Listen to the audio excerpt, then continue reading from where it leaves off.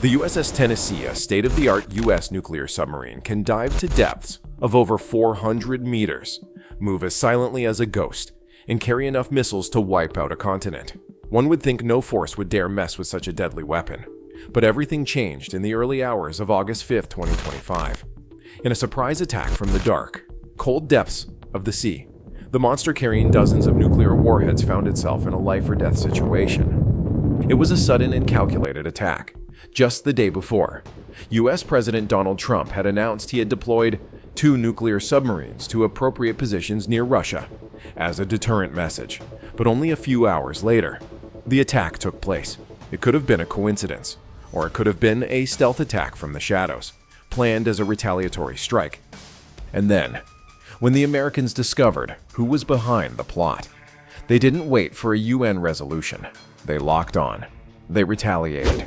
The Russian submarine went from hunter to prey in the eyes of the world's #1 military superpower. What really happened beneath that icy water? Why could a small explosion push 2 superpowers closer to the brink of nuclear war? If you want to know what happens after a U.S. nuclear submarine is ambushed in the middle of the ocean, follow us now, because the next part will be an unforgiving war. It's a cold counterattack with covert weapons, where the MK-48 torpedoes relentlessly hunt their targets. Silent underwater drones collect evidence, and every command is executed with deadly precision. The enemy from the deep. The Norwegian Sea, 5:12 a.m., August 5, 2025. The Norwegian Sea was cold and still, but deep beneath its inky surface, a deadly game was already in play. Just 72 hours after U.S. President Donald Trump stunned the world by declaring he had put 2 nuclear submarines in suitable positions near Russia, no one expected those verbal tensions to escalate into a real-world explosion. But it happened, in silence, more than 400 meters below the surface. The USS Tennessee SSBN 734, one of the U.S. Navy's most formidable Ohio-class ballistic missile submarines, had quietly slipped away from its base at Kings Bay in late July, navigating the North Atlantic to close in on Russia's northern flank. Accompanying it was a Virginia-class submarine, the USS New Mexico, tasked with screening, reconnaissance, and emergency intervention. According to European Defense Satellite Intelligence, both boats had concealed themselves in the GIUK Gap, the strategic stretch of water between Greenland, Iceland, and the United Kingdom that was once the hottest flashpoint of the Cold War. While the media debated whether Trump's statement was a genuine maneuver or just a psychological gambit ahead of G7 negotiations, sonar operators at the Håkonsvern Naval Base in Norway detected something unusual. On the night of August 4th, Norway's highly sensitive acoustic sensors picked up a strange series of sounds. It wasn't a whale. It wasn't a civilian vessel.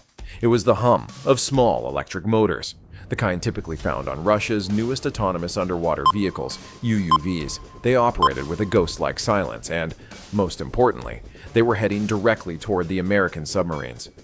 At 2:13 a.m. in the command center of the USS Tennessee, Captain Will Harper received a 3D map from the accompanying sub. A vivid blue signal on the sonar screen indicated a small object about 3 meters long was circling the submarine as if scanning its hull. At first, they thought it was a lost civilian drone, but on its 3rd pass, the object suddenly stopped. Then it vanished from the sonar. The silence lasted only 6 minutes. Then, a massive pressure wave erupted from the seabed, less than 120 meters from the hull. The shock wave knocked out the boat's entire electrical system for 3 seconds, just long enough for the sensors to force a complete reset. The emergency auxiliary lights flickered on. One engineer was thrown from his console, striking his head on a steel railing and dying instantly. No one spoke for a few brief minutes. No one knew if this was an accident or an act of war. Outside, a light crack appeared on the bow of the hull, not enough to cause the submarine to lose control, but sufficient to force the entire pressure control system into auxiliary mode. At the same time, the radar officer on the New Mexico confirmed they had just detected a return signal from an unknown submarine 9 nautical miles away, emitting a distinctive jet sound, consistent with a Russian Yasin-class submarine. At 7:06 a.m., a P-8 Poseidon reconnaissance aircraft was dispatched from RAF Lossiemouth, carrying a series of sonobuoys and a magnetic anomaly detector. Within 2 hours, It detected 3 residual heat signatures on the surface, one from the wreckage of a UUV, another from a thin oil slick at the explosion site, and a third drifting northeast, deeper into the international waters between Norway and Russia. All the signs pointed to one conclusion: this was no accident. Someone, or some nation, had just attempted to attack an American ballistic missile submarine. By noon, the U.S. Naval Command officially issued a Level 2 security alert for the entire North Atlantic. The 6th Fleet was ordered to reposition. Civilian air traffic around the Norwegian Sea was restricted for 72 hours. At the Pentagon, a 17-page classified report was placed on the desk of the chairman of the Joint Chiefs of Staff, with the words "USS Tennessee suspected a sabotage event confirmed" highlighted in red. At the same time, in the frigid sea, the USS Tennessee and USS New Mexico cautiously ascended 50 meters from their standard depth. No one wanted to risk another trap. But then, at 1:42 p.m., the sonar picked up a new sound, the unmistakable noise of a water turbine engine closing in. This time, it wasn't a small reconnaissance drone. It was a predator. The battle below the waves. The moment the sonar detected the water turbine engine, no one on the USS Tennessee had any doubts they were being tracked. Not by a UUV or a torpedo, but by a manned submarine. The worst-case scenario had become a reality, and the tracker was very likely a Russian Yasin-class nuclear-powered attack submarine, a boat specifically designed to hunt massive whales like the Ohio class. On the control deck of the USS New Mexico, Captain Thomas Vargas, commander of the Virginia-class escort, didn't hesitate. He ordered the deployment of an AN SLQ-25 Nixie acoustic decoy to mislead any incoming torpedoes. Simultaneously, the New Mexico descended below 500 meters into a region of poor sonar reflection, an acoustic blind spot, and switched to combat status. Less than 60 seconds later, a low rumble echoed from the depths, the telltale sign of a torpedo that had self-destructed after losing its target. The first attack had come, but it hit nothing.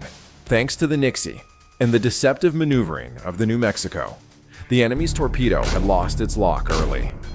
Without waiting, the New Mexico retaliated with a 1-2 punch. 2 heavy Mk-48 torpedoes were launched from its stern tubes. One followed a ricochet path off the seabed, while the other took a wide arc to strike from the flank, in the heart of the ocean. A chase of sonar, sound, and magnetic signals began. The Americans couldn't be certain of their adversary's identity, but the speed, heat signature, and evasive maneuvers of the unknown contact on the radar all matched the characteristics of the K-561 Kazan, the latest Yasin-M submarine from Russia's Northern Fleet, a 130-meter-long monster carrying heavy torpedoes and Kaliber cruise missiles. The situation was now clear: the American nuclear submarine was being hunted. But now, it was striking back. At 2:50 p.m., an autonomous UUV was deployed from the New Mexico, heading southeast. It was a reconnaissance drone carrying sonar and magnetic sensors. 30 minutes later, it discovered a metal object lying 700 meters from the site of the morning's explosion, showing signs of rupture and exposed wiring. Accompanying it was a thin oil slick with the distinct smell of emulsion explosives, a type typically used for limpet mines designed to attach to a hull. This was not a random drift. The evidence was clear: the USS Tennessee had been sabotaged with a mine, and the explosion was no accident. Meanwhile, at a depth of over 400 meters, the USS Tennessee held its defensive position. The slight crack in its hull had been temporarily reinforced with sound-dampening rubber. The Trident II D5 missile system was locked in a safe mode. No one here had any intention of escalating the situation beyond control. But a question hung over every officer in the compartment: was this just the beginning? At 4:12 p.m., a second sound, clearer this time, echoed through the water. A torpedo was inbound on a direct course, traveling at over 60 knots. It was aimed at the Tennessee. The sonar operator shouted, bearing 119 degrees, distance 700 meters, and closing fast. The entire control room shook. Captain Harper ordered the deployment of a second Nixie, this one with a stronger jamming sensor. And then, at exactly 4:14 p.m., a plume of underwater turbulence rose 60 meters behind the submarine's stern. Near the engine section, the torpedo had self-destructed after being tricked. But it was close enough to rattle everyone. Instantly, the USS New Mexico returned fire. A third MH-48 was launched. Unlike the first two, this one was set to mentor Submarine. Yes, it's a hunter killer here. To killer mode, autonomously seeking and latching onto its target through its acoustic signature without needing guidance. For the next 15 minutes, the Americans lost all acoustic contact with the enemy. At 6:02 p.m., the P-8 Poseidon from RAF Lossiemouth entered the airspace above. It dropped a series of sonobuoys from an altitude of 6,000 meters. In a report sent back to the command station, radar technicians confirmed a brief 3.7-second signal had been detected, 4 nautical miles east of the USS New Mexico's coordinates, a signature characteristic of a Yasen submarine surfacing for an emergency air purge. At that exact moment, 3 American assets in the deep locked onto that coordinate. At 6:45 p.m., inside the Pentagon's Tactical Command Center, the signal from Atlantic Command escalated to Alert Level 3. A senior commander exclaimed, staring at the screen, "We are authorized to retaliate. Our submarine was attacked, and we have evidence of sabotage." In the Norwegian Sea, the surface remained deceptively calm, but deep beneath it, a retaliatory hunt was about to begin. The hunter becomes the hunted. The Norwegian Sea, 7:03 p.m., August 5th, 2025. As the Nordic sun dipped below the horizon, the air on the surface remained eerily tranquil, but more than 400 meters below, a war had begun without a declaration. And this time, the American nuclear submarine was no longer the prey. It had become the hunter. The enemy's coordinates had been locked down by the US P-8 Poseidon aircraft. A heat signature had surfaced for 3.7 seconds, a clear sign that the Russian submarine, almost certainly the K-561 Kazan. A Yasen M-class was wounded, possibly damaged by the previous Mk-48 hit, but it had not sunk, and it remained a threat to the USS Tennessee. A vessel carrying more than 20 Trident II D5 intercontinental ballistic missiles, each capable of deploying multiple nuclear warheads. In the U.S. Navy's calculus, this was a situation that could not be allowed to repeat. At 7:20 p.m., Captain Thomas Vargas of the USS New Mexico gave the final order of the day, hunter-killer mode, full silent, execute intercept. This was the command to transition the underwater task force to an active hunt. A salvo of 3 MK-48 Mod 7 ADCAP torpedoes was launched in a fan formation, 60 seconds apart, aimed at the area where the Russian submarine was believed to be hiding. Simultaneously, the American UUV, the same type that had found the sabotage evidence that morning, was redeployed, this time with new sensors to collect data on acoustic dents and magnetic echoes in the target area. Within 10 minutes, the sonar picked up a clear signal, a large metallic object moving very slowly, almost drifting with the current, but still maintaining a northeast heading toward its home base at Gadjevo, Russia. A young sonar officer whispered, as if afraid to speak aloud, "Sir, it's trying to retreat." No one on the New Mexico had any intention of letting it get there. The first MK-48 torpedo detonated 35 meters in front of the Russian submarine's bow. Not a direct hit, but enough to cause localized pressure loss in the forward section. The second explosion was more accurate, striking the port side, behind the main propeller, a deep, sustained rumble that lasted more than 6 seconds and disrupted the entire acoustic layer of the area. At 7:48 p.m., the Kazan's return signal vanished from the sonar screen. After 10 minutes of silence, a new signal sounded on the international distress frequency. "Mayday! Mayday!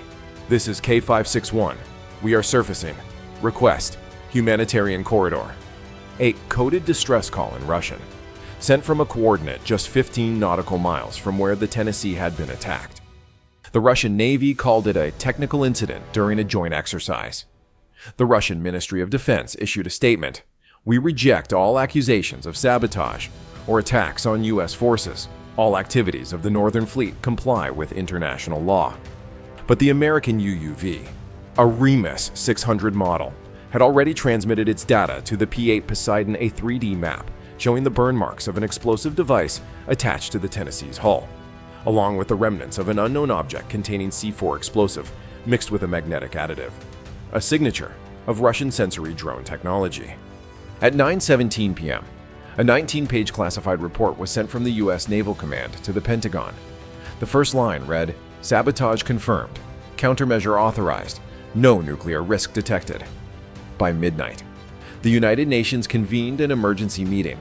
NATO activated its alert mechanism for the GUK Gap. Airspace over northern Europe was temporarily closed. Norway and the UK deployed destroyers to protect their exclusive economic zones. The entire Norwegian Sea became a no-go zone for civilians for 72 hours. On August 6th in Washington, President Trump took to the podium with a voice lower than usual. No American nuclear submarine will be attacked without consequences. When asked if he believed this was an act ordered by the highest levels of the Russian government, Trump did not answer directly. He only repeated, "I put submarines in suitable positions near Russia, and we just proved that wasn't an empty threat." In the Arctic, the ice was still melting, the sea was still bitterly cold, and in the depths of the ocean, where light never touches, colossal vessels still moved in silence, carrying weapons that could end an entire civilization with a single button press. This incident did not turn into a war, but it had forever changed how superpowers see each other in the deep sea. All content above is purely for simulation, hypothetical, strategic, and analytical purposes. It is not intended to incite violence, promote political bias, or provoke military action or war. The content is for hypothetical and analytical simulation purposes only. Any misinterpretations will not be accepted. We are not responsible for any interpretations or applications of the content. Viewers should exercise their own judgment, verify information, and engage with the content selectively. Thank you very much for staying with us to the end. If you are a military enthusiast who enjoys analysis and hypothesizing, please stay with our channel. If you found this video interesting, please click like and subscribe so you don't miss any of our daily updates. Now, you can watch some of our newest and most popular videos currently on screen. Goodbye, and see you in the next video.